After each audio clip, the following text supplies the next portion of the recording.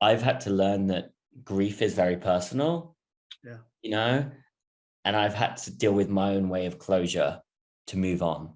It's the only way. How let's tell the audience, how have you done that? What do you do every day to get through the pain? I think actually a good therapist of mine said to me, a key part of my challenge is around the closure. You've never had a funeral. There's never been a formal goodbye, and that's part of the goodbye. And so I actually took myself to Barcelona one weekend by myself. I went up into the beautiful mountains, and I kind of took time to say goodbye to my dad. And that's the first thing I did. And then I guess, as I often say to people, I don't think you move on from things, I move on with them. And I still say his name, I keep him alive in my memories of what I do today, but I've had to come to terms with the emotions for those who killed him. Oh, wow. And move from anger to acceptance towards almost forgiveness. Wow. I say to people, we can never move on from a suicide. We have to stop trying to move on. We have to stop asking the question why it happened. That's an unanswerable question. We have to start asking the question, how do we look to the living and move forward? And those are two very different things, moving on and moving forward. And so I had to keep being like, what am I feeling now? Put that in a box, to the point that even sometimes today, I would imagine, this is really kind of deep and people are going to think, what is he saying? But if I feel really angry, I almost open the box in my mind, put all the things that are making me angry, close the box, close my eyes and put it in like a little river and just let it flow. And I just let that emotion go. You can actually visualize that. Like I've had to. And I think meditation has helped me absolutely so much. So yeah, now I'm a big fan of like tracking the emotion of like, oh, what is that? And I think getting real curious of, is that sadness? And actually, I think it's boredom, or actually that's loneliness. What is that? And now knowing when it crops up, I can kind of get a bit more in tune with what it is and act on it. What does it mean to drive culture change in the workplace for the betterment of employees or workplace mental health? Well, I think the main thing is I think there's 5 generations in the workplace now, and the old way of, loads of command and control and the way leaders were told to behave, it's changed. And people want leaders who are human, people who are understanding. That doesn't mean that you're going to do a lesser job. If anything, you're going to do a better job.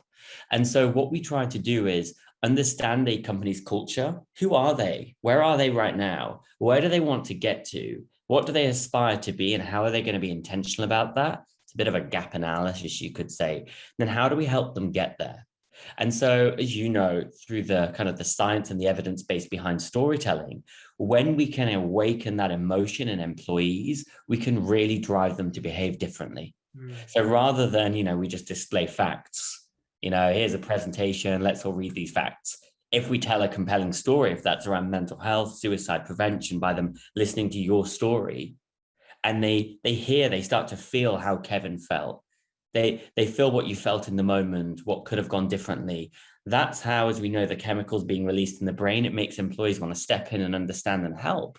And so the reason we use storytelling is because we know it's scientifically proven to make people actually behave differently, to think, oh my goodness, is there somebody in my organization who might be feeling how Kevin felt?